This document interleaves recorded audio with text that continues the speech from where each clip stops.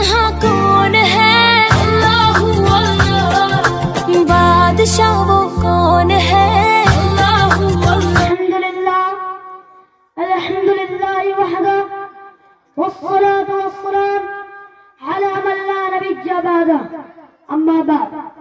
अज़ीज़ाने मिल्लत, आज बड़े जोरों शोर के साथ इतराफ़े मुल्क में ये आवाज गूंज रही है और ये सदा लगाई जा रही है कि आजादी हिंद की लड़ाई सिर्फ हिंदुओं ने लड़ी है, ये सारा हिंदुस्तान हिंदू राष्ट्र है।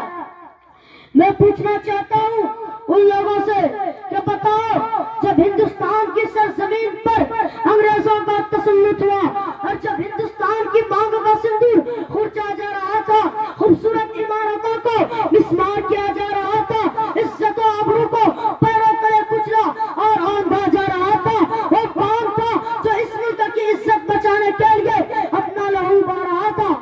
और आज तुम हमसे सनदे वफा मांगते हो और सूरज से ज्यादा रोशन तहरीक आजादी में हमारे किरदार को मशकूक निगाहों से देखते हो। याद रखो, जब गुलिस्तान को खून की जरूरत पड़ी, जब गुलिस्तान को खून की जरूरत पड़ी, सबसे पहले हमारी ही गर्दन कटी, फिर भी कहते हैं कि हमसे क्या है चमन, ये चमन है हमारा तुम्हारा नहीं।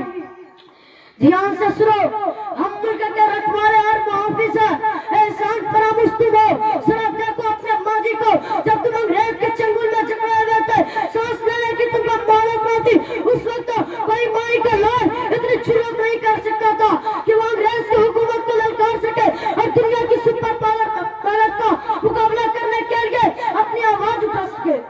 देखो हमारी बेबाकी को सबसे पहले जिसने आवाज उठाई थी वो शेर दिल इंसान, खुदा तरस इंसानियत का मसीहा हज़रत शाह वली अल्लाह मुहद्दिस देहलवी का बरसंदा शाह अब्दुल अजीज थे। शाह अब्दुल अजीज की आवाज क्या थी? वो आवाज यह थी कि अंग्रेज के खिलाफ जहाद किया जाए और मुल्क हिंदुस्तान को आजाद किया जाए। शाह अब्दुल अजीज का फतवा अंग्रेज के लिए खतरनाक पैगाम था जिसने अंग्रेज को बेचैन कर दिया था। इसी आवाज के सहारे उलमाए हिंद और खास तौर पर उलमाए देवबंद ने अपने सर से कमर बांधकर अंग्रेजी हुकूमत को खत्म करने के लिए मैदान में निकल पड़े। फिर तारीख ने देखा उलमा को तोप के मुंह पर दाग दिया जाता। रब की कसम, उलमाए किराम के गोश्त के लुटने हो गए, फिसाए आसमानी खून से रंगीन हो गए। ये हुआ के उलमा के जिस्मों को तांबे से डाला गया, उलमा के जिस्मों को सुवारों की खालों में बंद करके जलते हुए तंदूरों में डाला गया। लाहौर की शाही मस्जिद में उलमाए किराम ने फांसी का फंदा बनाया था। एक एक दिन में 80 उलमा को फांसी दी जाती थी। उलमा को बरगों में बंद करके दरिया में डाल दिया जाता और उनको गोलियों का निशाना बनाया जाता। उलमा को डालते हुए अंगारों में डाला गया और वो कहा गया कि ए मौलवियों, तुम सिर्फ एक बार कह दो, हम 1857 की जंग आजादी में शरीक नहीं थे, अभी छोड़ दिया जाएगा। लेकिन रब्बे काबा की कसम, सारे उलमा पक गए, लेकिन अंग्रेज के सामने एक भी न गर्दन झुकाई। हम तुम्हारी धमकियों से खौफ खा सकते नहीं, हम तुम्हारी धमकियों से खौफ खा सकते नहीं, सर कटा सकते हैं लेकिन सर झुका सकते नहीं।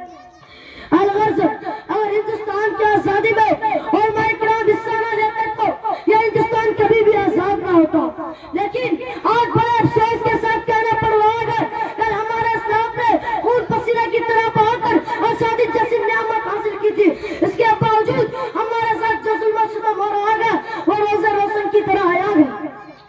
लिहाजा मैं पूछना चाहता हूँ उन तासुब परस्तों से, उन फिरका परस्तों से, उन आजादी के नाम लेने वालों से, क्या आजादी इसी का नाम है जो चाहे मदरस पर हमला करे, जो चाहे मदरस पर पाबंदी लगाए, जो मुसलमानों की गैर मिलती साबित करने की कोशिश करे? क्या इसी का आजादी इसी का नाम है कि हमें दहशतगर्द करार दिया जाए? तो याद रखे, ऐसी आजादी पर हम कल भी लानत भेजते थे और आज भी लानत भेजते हैं, क्योंकि हमें आजादी चाहिए, रब के निजाम की आजादी, नबी के दस्तूर की आजादी, साहबा के निजाम की आजादी। तुझे मुबारक हो हुक्मरानी, मुखालिफत हम भी ना करेंगे। तुझे मुबारक हो हुक्मरानी, मुखालिफत हम भी ना करेंगे।